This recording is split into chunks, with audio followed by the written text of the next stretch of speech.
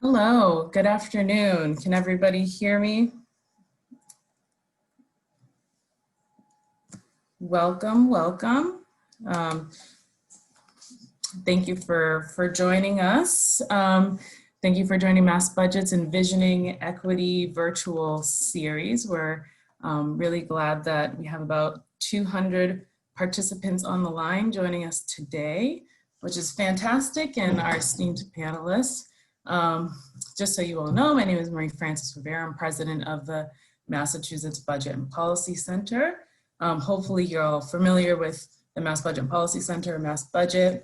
But if you are not, we are a leading think tank here in Massachusetts focused on advancing equitable policy solutions to really create an inclusive and thriving Commonwealth. And you all may have seen that this session today is part of a three-part series. And it's really what our hope for is that it's going to be a series of community conversations to really look at our state budget, which we believe is arguably one of the most important pieces of legislation passed each year at the State House, a $50 billion policy tool to really look at the state budget, look at the programs and services that our state budget supports, and how we can use this tool to build economic and racial equity, and particularly in the communities that have been hit hardest by structural racism, by the pandemic, and through disinvestments. So this afternoon, we're going to focus on equitable education through this crisis and how the state budget can support our K-12 schools during COVID and beyond. So we have a panel of esteemed experts and practitioners that are really doing the work day in, day out to work to figure this out. So we're excited to hear from them. One thing that I'll say is really, the way that we look at the state budget, the Commonwealth's budget is really, part of it is how we raise the revenue that we need through taxes and fees to support all the things we need, but also how we spend that revenue. And really how we spend that is one of the clearest pictures of our shared values here in the Commonwealth. And one thing that we strive for in our analysis of the budget and policies here in Massachusetts is really looking at what equitable investments look like and sort of how critical it is that we have equitable investments in our students, in our families, and in people in the Commonwealth. And what that means to us is really investing in policies and programs that are going to bring collective well-being to people and joy, and really divesting from things that are harmful to Black and Brown communities, to low and moderate income white and mixed race communities across the Commonwealth. And what we've seen, what the pandemic has really shown us, is what little cushion many of our communities have to weather this crisis. Even before the pandemic, Massachusetts has had vast divides that fall along racial and class lines, both in education and in housing, in the criminal legal system. And of course, these structural inequities are really born from a very long legacy of racist policies that include divestment in public education, that have led students of color, low-income students in overcrowded classrooms, in substandard buildings, and we're seeing this all come to light really now, and in redlining in communities that have created housing segregation and many other things. But we really see the Commonwealth being able to, with all of our brilliant minds, come together and really be a beacon of anti-racist policy change here. And, as we're seeing the convergence of all these, racist policies, practices, economic inequality, this global pandemic, we really have the tools here and the people and the thought leadership here to really build something different. And I'm hoping that's what we can dig into today. So with that, I'm going to pass it over to my esteemed colleague, Senior Education Policy Analyst, Colin Jones, who will give us a bit more context on education, and more particularly education funding here in the Commonwealth as it stands today, and he'll introduce our panelists, and we'll dig into the discussion. So with that, I'll pass it over to Colin Jones. All right, thanks, Marie Francis, and thanks everyone for being here today. So we heard a little bit about, where do we want to go? We want to live in a Commonwealth where no matter where you grow up, no matter where you go to school, you're getting a great education, you're set up for success in school and beyond. And that's where we want to go. But we know that we're in a very difficult situation right now, and it's important to just kind of take stock of where we are with the COVID crisis and how that particularly affects our schools. So because of the public health emergency of COVID-19, we also have an economic recession. And that means that at the very time when we need more support for our schools, and due to it being a pandemic, we need all sorts of medical and protective equipment. That's coming at the same time that, like any other recession, state and local budgets are finding themselves short of revenue. And so that means that we are in a pretty uncertain situation for our schools. And that has been reflected in the budget decisions over the past several months. And so we are in a situation where the last year's budget ended up with a $700 million gap. There are, the exact amount of the shortfall that is in the current year, the 2020-21 year is unknown at this point. It's something, there's a lot of analysis putting at different levels, but we know we are dealing with a multi-billion-dollar revenue shortfall. And so one of the immediate challenges with this is that, again, to talk about where we wanted to go, in 2019, as everyone knows, we just passed the Student Opportunity Act, a really landmark and nation-leading school reform that was going to add over $2 billion in funding over the next 7 years. So we had just really set out on this path. Fiscal 21, our current year right now, was the first year we were going to begin to implement. Unfortunately, at least as of now, barring intervention, we've already delayed that plan. So instead of doing, $300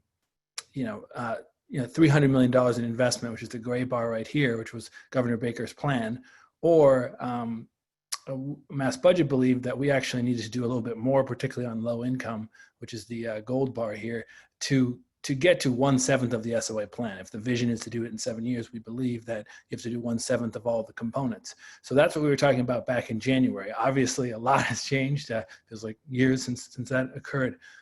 But now we're in a situation where actually we're only adding, according to the temporary budget we're under right now, $107 million for school aid. And it's not doing any of the things that were included in the SOA. It's simply to just account for the normal things that happen each year, like inflation, enrollment, growth, and those types of things. So and I have to mention, and I'll show this in the next slide, this is not equally distributed. So the communities that were going to gain the most from the SOA, which are mostly our gateway cities that serve large numbers of low-income students and kids of color, when you delay the SOA, you actually are sort of doing the inverse of that. So you're delaying the most money and harming the districts that need the most help. So we're talking about Brockton, Lynn, Worcester, Lawrence. You can see the number of districts here. So it is a very challenging context. And it's not all, there are other things to consider too. So for instance, over the course of the spring, as the crisis unfolded, there was significant aid that we got from the federal government to do a number of things that are mostly related to COVID itself, but also support our schools. But a lot of that was based on the COVID crisis being a temporary thing. And as we are 6 months into this crisis, most of us not seen inside of our office in a while, or just getting back, we know that this did not last 6 months, that it's continuing. And we should also be realistic about the fact that typically recessions, and they have historically, they don't come on this fast. It came on really fast this time, and it can take years to recover. So in that context, we know we have these things pushing in opposite directions, where we know we need to support our schools in order to support a safe reopening. But we know that the state and cities are facing really challenging budget times. And so we have to get creative and use all available options in order to ensure that schools from all backgrounds have the tools and resources they need to succeed. So that's the high level picture of what's going on with the budget. Again, we're in a temporary budget until the end of October, and then the rest of the year remains to be settled. We have a sort of plan, a sort of mostly level funding the budget like last year with a little bit extra for school funding, but that is definitely short of where we were intending to go. So we wanted to, as you might expect from us as budget analysts, give you that high level view, but there are a number of issues that we want to get into in specific detail with this great panel that we have. So let me do a quick review of who we have on the panel, and then I'll go right into the questions. I'll just say here, we'll do about half an hour with our panel, and then we'll have 10 minutes for questions. So there is the Q&A field. We'll sort of take a read of what folks are interested in talking about, and we won't be able to get to everything, but we'll kind of read what's getting the most excitement and direct a couple of questions. So just to quickly introduce our panel, we have Meghan Irons, from the veteran reporter from the Boston Globe, who's a member of the Great Divide education team. We have Steve Koczela as the president of MassINC polling group. We have Superintendent Thomas Anderson from the New Bedford Public Schools. And we have Takeru Nagayoshi, who's New Bedford High School teacher and the 2020 Massachusetts Teacher of the Year. So I'll give each of them one question, then we'll do a close. So I will start with Meghan and just say, you know, inequality in our schools is nothing new. It's been here for a while, but can you talk about some of the ways that the COVID crisis has you know, highlighted or exacerbated inequality in our schools, and some of the things that you and your team have been reporting on? Thank you, Colin, for that question. The pandemic and the economic recession that it caused had a dramatic and in some cases devastating impact on many students and their families, particularly those who are vulnerable, particularly those who are Black and brown and low income. It exacerbated a technological divide. It put a spotlight on an economic divide as students were forced to work to support their families. And it highlighted a chasm between students who had a support system at home and those who were left to fend for themselves. And I'll go over these individually. The technology divide was wide. For some students, their only access to technology was their smartphones. Many students did not have computers at home or were sharing one with their entire family or with their siblings. In some cases, the parents needed that computer to do their work.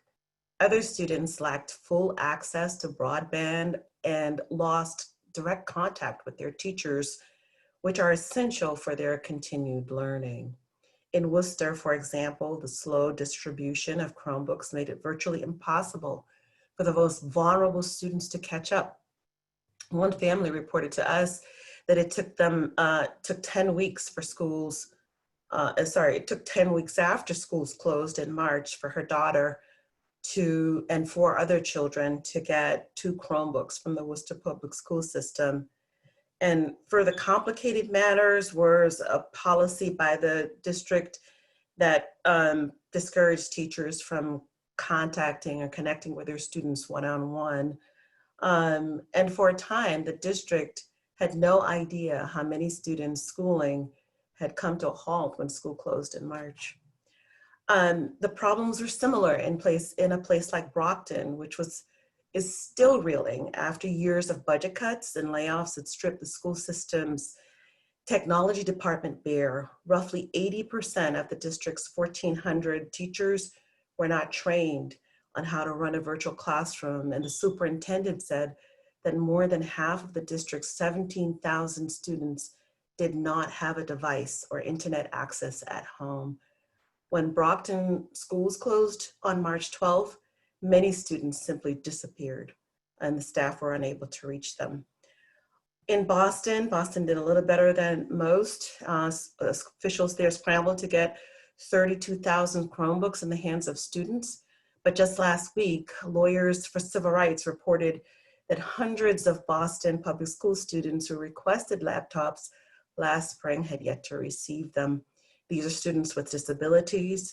These are students who are at predominantly Black and Latino schools. They were less likely to receive laptops compared to their peers without disabilities or at whiter schools. The school department did dispute this, but the lawyers for civil rights said their data revealed inadequate allocation of resources along racial lines and disabilities. There were some other troubling patterns as well, and I'll go over them fairly quickly. Older siblings were watching younger siblings due to the pandemic because the daycare centers closed and parents had no other childcare. Students were logging into their Zoom classes, but they were really working or they were watching a younger sibling. Parents of young children had never, some parents we reported, never even operated a computer before. So there was a huge learning curve in their abilities to help their young children.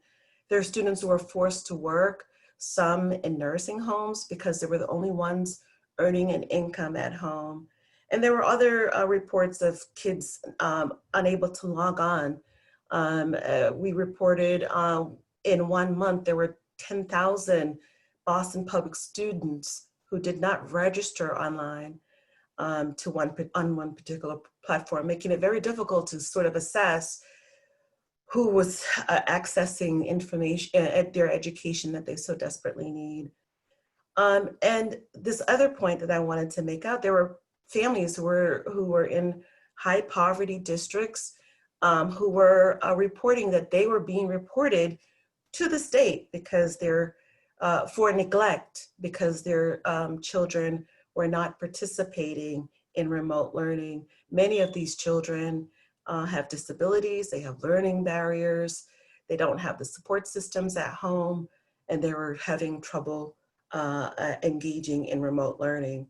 So I can go on and on the list of the very troubling disabilities that, the inequalities that affected our Black and brown students and low-income students.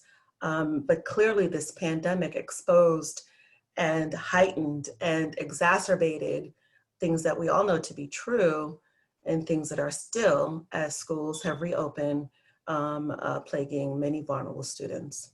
Colin. Thanks, Megan. And as a researcher, I'm always waiting for, okay, where's the next, randomized controlled trial about what's going on, or where's the next research study? But I found during this unprecedented time that the reporting that you and your team did was just vital in terms of putting a spotlight on some of the issues that were going on. So I really appreciate that. And speaking of data, I'm gonna move to Steve now and just mention that MassINC polling and the survey you did a month ago roughly was some of the only quantitative data we had about how families and students were faring in the COVID-19 and virtual learning environment. So I just wanted to ask you, Steve, to summarize what were some of the key findings of that survey, and then how did some of the challenges fall along lines of race and class and language? Because that's what stood out for me when I read that report. Yeah, sure. So in one sign of how weird the pandemic has made everything, the survey was actually 3 months ago, but time has ceased to have any meaning as far as I can tell. So we'll just pretend it was a month ago. Anyway, I wanted to echo Colin's comments, complimenting the Boston Globe on the fantastic reporting that they've done, because a lot of the dynamics that they were describing were things that our survey found in quantitative fashion kind of all over the state. For the Worcester example of students who are disconnected, for instance, was something that we found in our survey looking around the state. But before kind of getting into some of those details, I think the thing that we've discovered or seen the most frequently in all the surveys that we've done going back to March is that the pandemic has really piled up consequences over and over again on the same people. It's not just education. It is education, but it's not just education. It's also housing. It's also work. It's also increased rates of COVID itself, more economic distress, worse small business outcomes, just all kinds of things that are really affecting the same households and the same people, which I think is a big part of what Megan was just just describing and what a lot of those Boston Globe articles really highlighted. In terms of what the survey itself showed, I'll just touch on a couple things. And all of the data is posted on our website, which is massincpolling.com, if you're interested in going and looking and seeing how these figures, all the other figures that were included in the survey. But just to kind of highlight a couple. The things that we found that were kind of describe the range of experiences that parents had. First and foremost is there was a huge range of experiences that parents and students had. Some students were basically online every day and in contact with their teacher all the time and getting feedback and getting assignments and having regular face-to-face interaction, remote face-to-face interaction. Other students were basically not connected at all to their teachers. And what the data showed us is that there were very clear demographic differences between the students who were connected and the students who were not connected. And at the top of the top of the things that was influencing the frequency, or that was related, I should say, to the frequency of connection were things like whether English was spoken at home, whether there were enough devices in the household, basically technology and language. Speaking of children in the household, my 2-year-old has decided to make an appearance on the in the conversation. Every webinar, so we've gone through it. Anyway, so those were two of the things. Language and technology were two things which were very clearly influencing the frequency with which students were able to connect, or were connecting, I should say, with the classroom. Other things were income, race, and ethnicity were clearly a factor, where we saw white parents much more likely to say that their child was logging on with some degree of regularity or was in some degree of frequent connection with teachers. So all in all, I think that I would, sorry, I lost my notes here when she came in, looking for the mute button just in case. Anyway, so looking ahead, let's look ahead a little bit. We're actually going to be doing a couple more surveys this year to look back at the same set of issues with similar kinds of sampling strategies that we did in this summer. So what we did in June was that we wanted to be sure that we didn't just do a sample of all K-12 parents, that we had enough that we could look specifically at Black parents, look specifically at Latino and Asian parents, and really unpack the experiences that they individually had, rather than just being able to look at things at kind of a more macro level. And we're going to be doing that again a couple times throughout this year. Things that we're going to be looking for were the language problems that really plagued a lot of parents and a lot of students last year resolved in some way? Are IEP students and ELL students and their parents describing better experiences than last year? That was one thing that we saw come through very clearly in the data, is that while many parents said that there were services provided, and in many instances those services were adequate, there was a large swath where that was clearly not the case. So has that changed? Has the ability for students in non-English speaking households improved in terms of the ability to connect to the classroom and so forth? Is technology more equally distributed? We saw, for instance, that when you look at basically the 3 elements of technology that people needed, they needed an internet connection, they needed not just a device, but enough devices for everybody in the household who needed them, and email access, just to stay in contact with the teacher. When we looked at those things, the inequities were glaring in terms of income and in terms of race and ethnicity as well. So have those things been resolved? And then the other thing that we're going to be looking for is what's the impact of all the different formats that people are engaging in this year? Because that's one thing where I think our survey is going to be one of the kind of first indications of the full range of things that parents are doing. You know, we've read, I think, a lot of coverage of what parents are doing, and pods and switching schools and, you know, learning individually. Some are in person, some are part-time, some are hybrid, some are all remote, you know, but what is the totality? What's the incidence of all of those things? And more importantly, perhaps, what's the impact of all those things? So certainly a lot more to look at this year. And we'll just be, I think, be digging in a lot on the issues that the Boston Boston Globe covered, and hopefully a lot more of this conversation to come. Great, thanks, Steve. And we look forward to those new surveys coming out. I think it'll be really vital to switch to see how some of these issues are being dealt with at the local level. I think for any superintendents on the line, I have a great deal of respect for the work you do and the number of things that is on your plate as superintendents. And so we're going to speak to Superintendent Thomas Anderson from New Bedford, and I can only imagine the number of challenges you're facing right now. So what I wanted to ask is, how are you managing the challenges of this unique time of the COVID crisis? And what are some of the key issues that you're seeing as a district leader that your families and students are bringing to the school? And how are you confronting those challenges? And how do you feel that New Bedford Public Schools particularly has the resources and support in order to make sure that your students have a good transition back to school, which I understand they're already back. So just sort of how are you handling these challenges, and do you guys have the tools at your disposal to get this very challenging job done? Yeah, good afternoon. Thank you.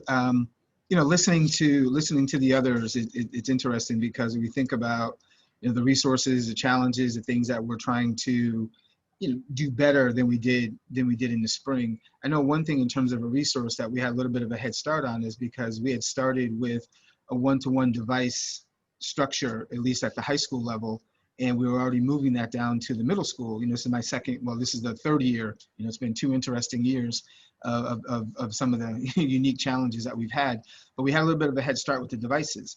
But it also touches on, when we think about the needs, we can put the devices out there, but working with, there's a Sprint 1 million program, and using some of the, the ESSER grant funding that we've received, and, other state funded opportunities along, coming from the federal government that have come out now to be able to take advantage of some of those areas. But a huge part of it was, and Mr.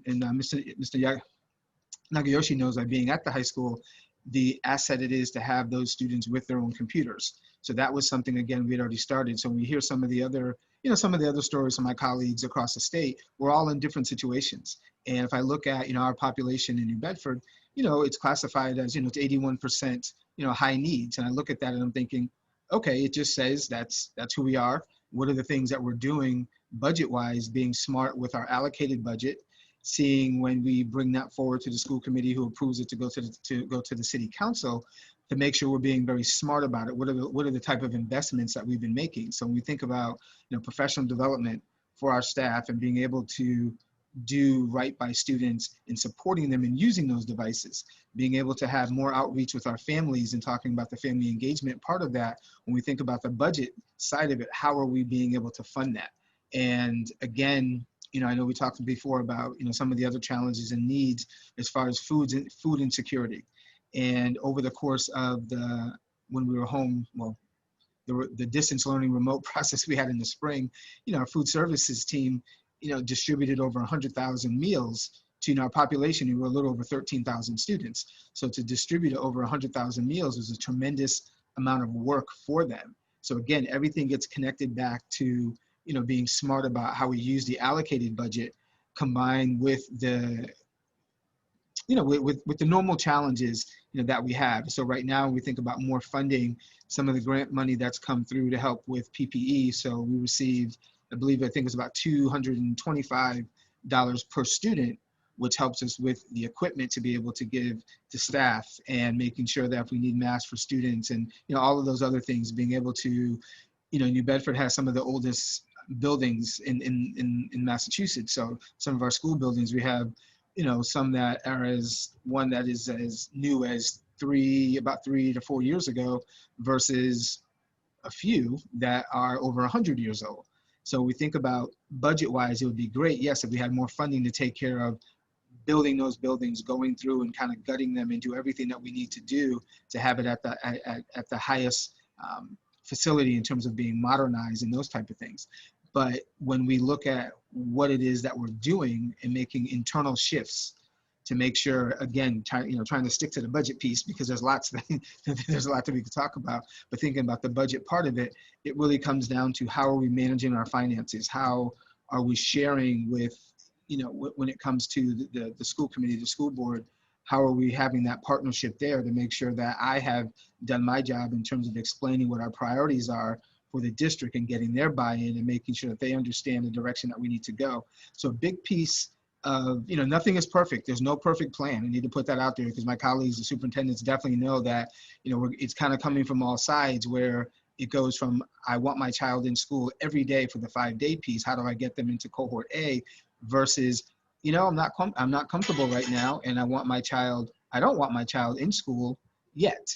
So how are we providing more staff to take care of the distance learning, the remote piece of it? How are we able to make sure that those students who we gave a device to ensure that we can get their parents more knowledgeable? We have our population, we have 41% of our students, English is not their first language. So again, translation and interpretation. So when we get to the money piece of it, if we had more, that's what we continue to focus on there. So.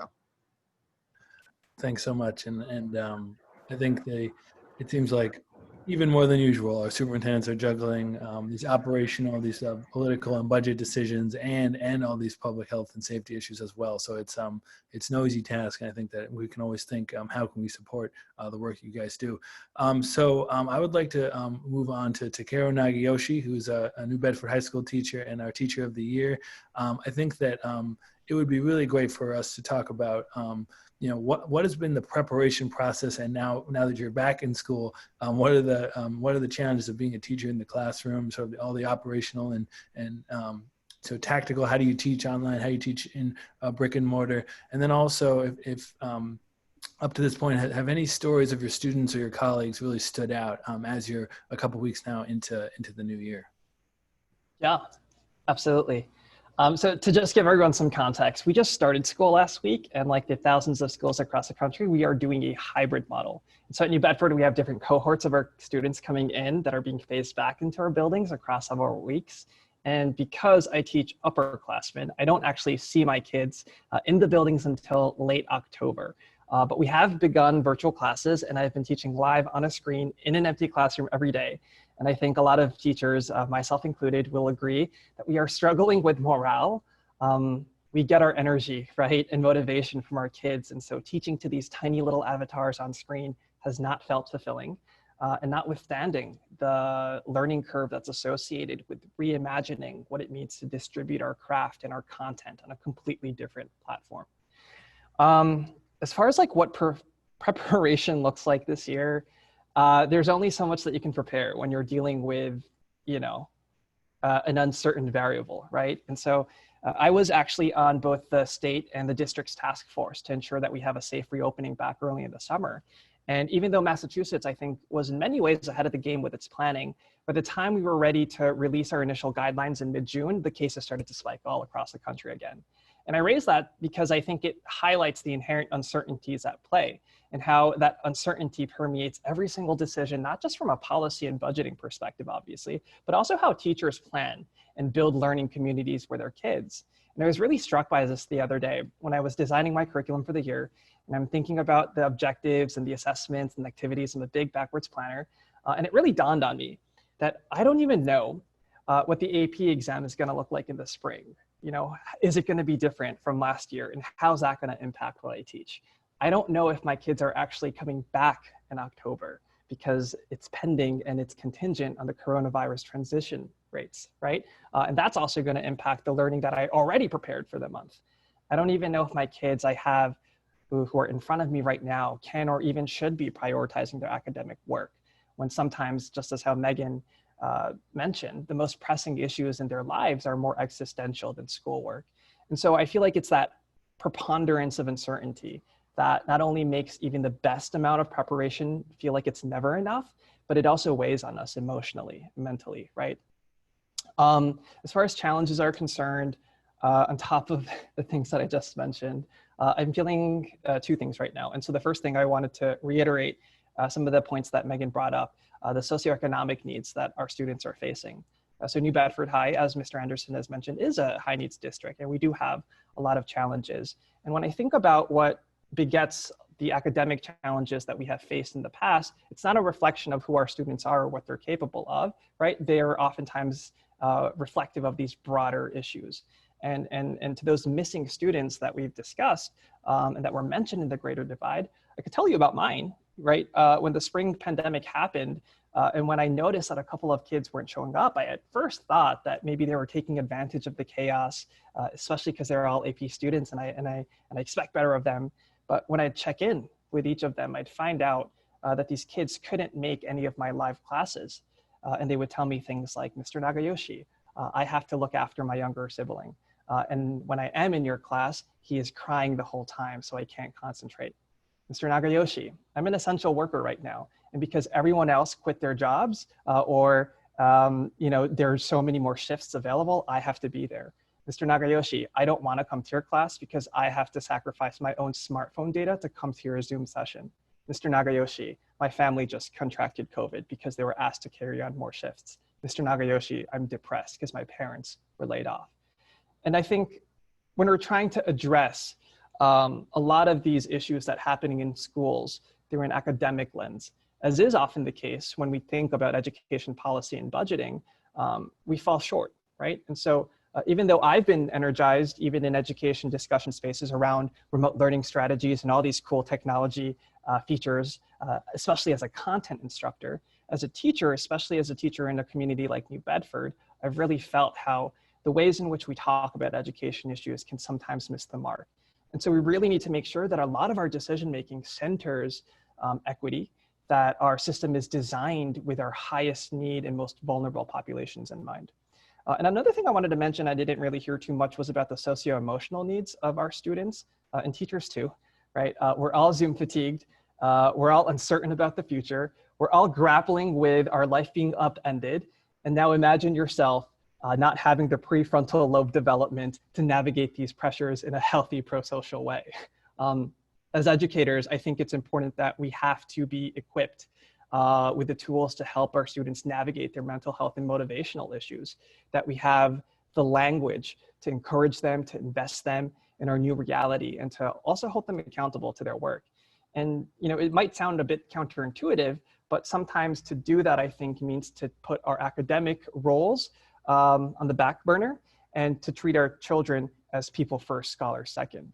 And for me, that looks like doubling down on our communication and relationship building with kids, investing in the skills to talk to and listen to our students, and being humble enough to acknowledge that there's a million ways to get our students to be the smart, problem-solving, empathetic learners that I want them to be, and curriculum and teaching is just one of them. And so, as an English teacher, when you take a step back and reflect on, well, what are the core skills that English as a class teaches? There are things like self-reflection, things like problem solving, putting thoughts in words in a persuasive and communicative way. And I might struggle to get to that end in those skills to a child in a virtual classroom setting when I'm teaching how to analyze iambic pentameter in poetry, especially when the whole world is burning. But I might be able to get that kid to think and develop those skills in an offline conversation when I'm asking them to articulate why they're not invested in school anymore, or what compromise they should negotiate with me for an assignment that they didn't complete. And while I might not be able to go through our entire AP literature curriculum as well, there's always ways to use and to look at what's happening in our world and society and to embed those teachable moments with our kids. And I think sometimes those are the skills and the tools that our educators need to pivot towards, especially in a pandemic, especially in a time when there's a social reckoning and upheaval over what our country is going through around race and social justice issues. And there's always this moral panic, I feel, that our kids are going to fall behind because of our situation. And I think the typical response or the gut instinct is to double down on investing in our schools and our teachers as an academic resource. But I just want to make clear that we're so much more than that, right? The thing that we do and the work that we're capable of. And when we let that narrow vision dictate our policy and resources, I feel as though we sometimes end up hurting those who tend to benefit the most. Thanks, Mr. Nagayoshi. And I think for me as a policy person, but who has experience in the classroom in the past, I think it really underscores for us as policy people the need to kind of center the stories of the young people that you're talking about and see them holistically. And that's one of the reasons why we're so excited to get into the Student Opportunity Act, where we were thinking, okay, here's all the capacity and all the support and resources we can bring around our schools, in academics and beyond academics. And so we're also thinking, okay, how do we get back on this good track in the new context? So we have seen a number of really good questions coming through, and more than we can possibly answer. So I will say, we'll pick up one right away that I've seen a lot of. And also I should just say, MassBudget is here to be a budget resource. If you have questions of the logistics of how this temporary budget is playing out, how the Chapter 70 school aid is playing out, we're always here. So don't be shy. No one usually is to talk to us about that. But one question I'm seeing a lot of is, a number of issues around this of technology, of accessing devices. Like, do kids have devices? Do kids have internet? So I would maybe Superintendent Anderson, can you say anything about the process of how you managed to get that one-to-one system going, and how are you dealing with is broadband? How available do we think broadband is in the home, and how are we? What measures are we deploying if we see a kid falling off the radar, and how are those working? Sorry, too many questions. So one, we're working with a local provider, so not to put a name out there, to see if they're able. We're already working with them, so they can share with us which homes have internet access right now, because it's kind of counterproductive to email parents who don't have internet access if they have internet access. So we've been working on that since March. So we're doing a lot better with identifying where the families without access. I shared before, as far as working with, again, the provider to see what they can do in terms of being able to provide service to those families. Also working with, New Bedford has a lot of community organizations, so working with them as well to see if there are community centers where students can go, apartment buildings, being able to do it that way. Other part is, for the one-to-one piece of it, you can't start it yesterday and think it's going to be ready today. So I inherited some of it as I was coming into New Bedford. So there was a process already going on at the high school to get them fully one-to-one. So by the time, into that first year and getting that second year, that was done, and we expanded it down, where actually now we have it where the elementaries have access to Chromebooks. So for the most part, all of our students have access to the devices. So we can say we're one-to-one there, but we can't fool ourselves, like I said, in terms of the access of being able to get online is where we're still trying to make sure we're taking care of that. Thank you. So what I wanted to do, since we're approaching 5, is just give all of our panelists just a chance to take a minute to say, what are some of the reflections? What are some of the things to look forward to? We've already sort of previewed some new data that might be coming out, but what are some of your reflections and takeaways from where you sit? And I'll just go kind of in the same order we did before. So Meghan, any thoughts to leave us with? Yeah, thank you again. I mean, just listening to everybody talk, it's been just illuminating and eye-opening. And but one of the things that occurs over and over again is that our families need support. And I hear about these learning pods, and I hear about people in more affluent communities getting together and supporting one another. And I guess my wish would be to find more opportunities like those for parents who don't have the means to put together a learning pod, or may not have the language skills to make that happen. More and more our kids need, and our families, and I'm realizing their parents, and extended the grandmothers and the aunties and all the guardians that are caring for these children really need that extended support. It's something TK mentioned. It's the social, emotional, mental health support that extends beyond the school buildings and into people's homes. And so my wish is, as this year plays out, and as we've taken lessons from the spring, that this expansion of how are the kids doing? How are their parents doing? What supports can we provide for them so that they can get through this year is my biggest wish for the year.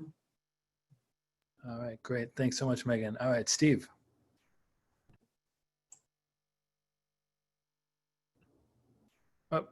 Still muted, Steve. Thank you. I was trying to spare you all from hearing my kids screaming in the background.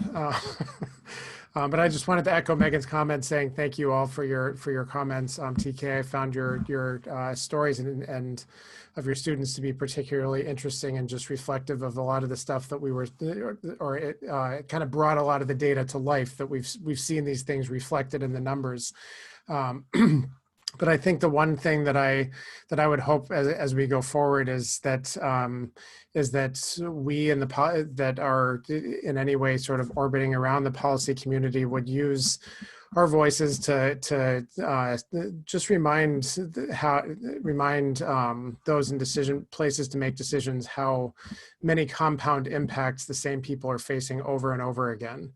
I can't say it with his eloquence, but Deval Patrick talks about that most people don't think of policy silos. They don't live in where my education silo is over here and my employment silo is over here, and I'm dealing with things separately, but rather at the intersection of a lot of all the different elements of their life. And I think that COVID has really kind of brought distress to a particular set of those intersections. And there's going to be there are people and there are families and there are communities who are struggling much more than others. And that's something that I think our policy just needs to grapple with and needs to address as we move through the months ahead. So thank you to Colin and Mary Frances for the invitation to participate. This has been a great, just a great discussion.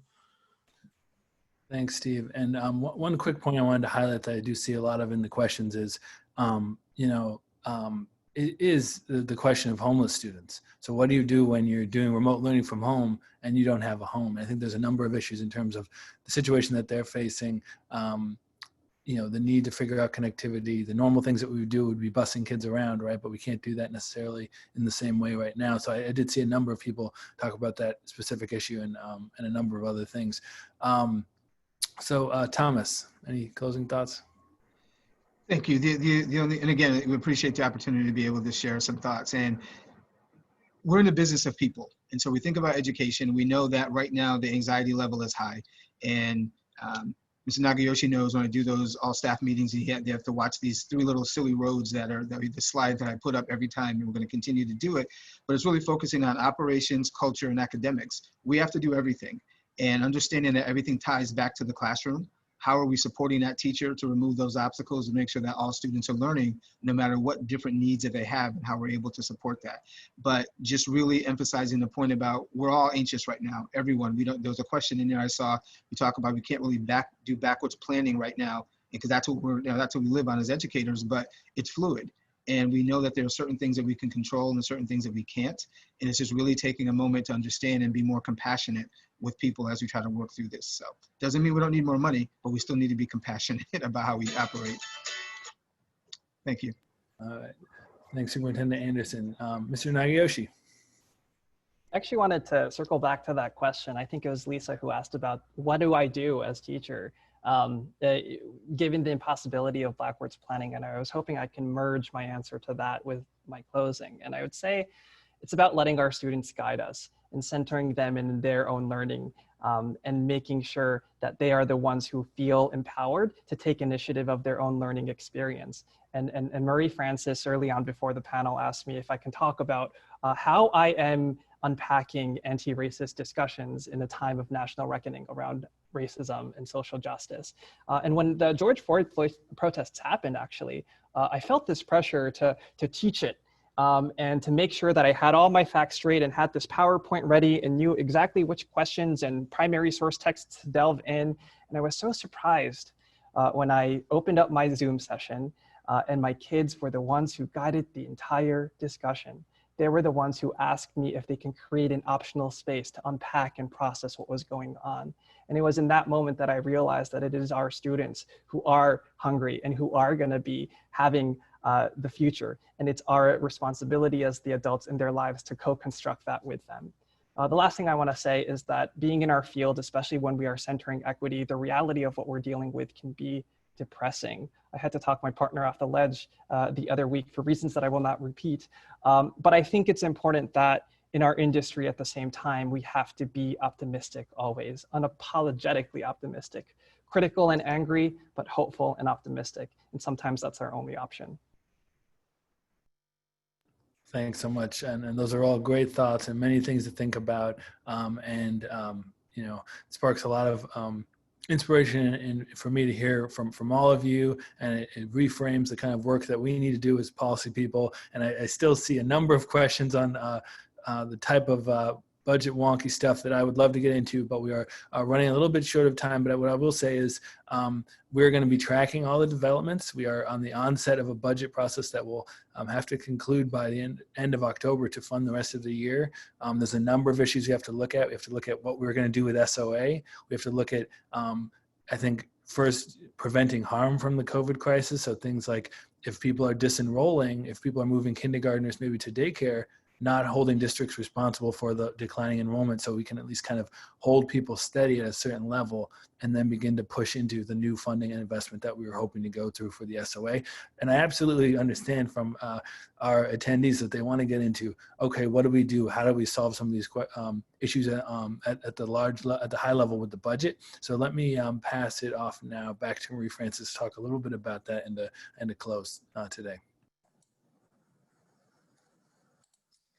Thank you all. I'm so appreciative of all of you. Is it spotlighting me right now? Can you all see me? Okay, great. So appreciative of all the panelists. Thank you, Meghan. Thank you, Steve. Thank you, Superintendent Anderson and Mr. Nagayoshi. And just so you all know, we had some discussions about this when we were doing some of the prep. So I went to New Bedford Public Schools. So it's a big New Bedford party here, and we're just happy to, I think it was great to, sometimes in our policy discussions too, we tend to be very Boston focused. And so we just thought it was really important to highlight New Bedford as an example of a lot of the gateway cities and a lot of the communities that are really struggling at this time. And for me, this conversation just added more urgency to the situations that families and young people are going through. And I'm hopeful that it'll add urgency to some of the policy discussions that are happening up at the State House as well. So thank you all. So I will just close out to say, you know, this is our first part of this Envisioning Equity discussion. I saw some questions. It's a 3-part series. We'll have 2 more sessions, one which we'll talk, I think it'll be flashed up in the screen. One which will focus on affordable housing coming up on October 6th, affordable housing in the budget, and our closeout session on envisioning equity, which will focus on criminal and legal system. Yeah, I know I'm going out of order. And one thing that I will say, because there were some questions in the chat about this, is again, Colin mentioned at the top some of the budget wonky numbers that we're seeing. And again, we're seeing very large revenue shortfalls right now at the tune of billions of dollars, which is come at an inopportune time as we're, you know, as Superintendent Anderson and Mr. Nagayoshi and others mentioned, the needs are so great. So what is, you know, what's the plan in order to take this very large billions of dollar gap that we're seeing, but to ensure that we are providing, you know, the technology needs, upgrades on physical space, language justice that people mentioned, the socioeconomic supports, and, you know, with some of our partners at Raise Up Massachusetts, there is a campaign right now around investing in our recovery and investing in our communities. And so I'll quickly highlight some of the policy prescriptions. I was going to say, I have a colleague, Brandon McCoy, who runs New Jersey Policy Perspectives. It says, "Math is real." That's his quote. So essentially, if we don't have the revenue to really support these things, you know, we're not going to be able to do them. So these are a couple of the progressive revenue policy, you know, prescriptions that we have laid out here that could help to remedy this budget gap and make sure that we're funding our communities. So you see here taxing corporate profits. You know, we have, there are many kind of corporate tax loopholes that would really make it so that folks that are benefiting from economic growth now, who have benefited from economic growth in the past, are really part of, you know, bringing this, you know, shared recovery to the Commonwealth. So for more information on any of these, this campaign, Investing in Our Recovery, you can go to www.raiseup.ma.org/invest. And I think now we'll sort of flash some of the upcoming panel discussions that we have. And this is, again, our next one, Housing to Build a Just Recovery. And we have some excellent panelists, both on the national and the local level here in Massachusetts, that are gonna be part of building out that rich discussion, similar to what we saw today. So thank you to all. Thank you to the panelists. Thank you to Colin. Thank you to our MassBudget staff working in the background to make all of this possible, Reggie Williams and others. And thank you all for joining, and we hope to see you on October 6th for our next session and October 20th. And as Colin said, reach out to us anytime you have any budget questions or any questions on revenue, et cetera. And we'll be sending out some of the resources that folks mentioned on the call today. So thank you all.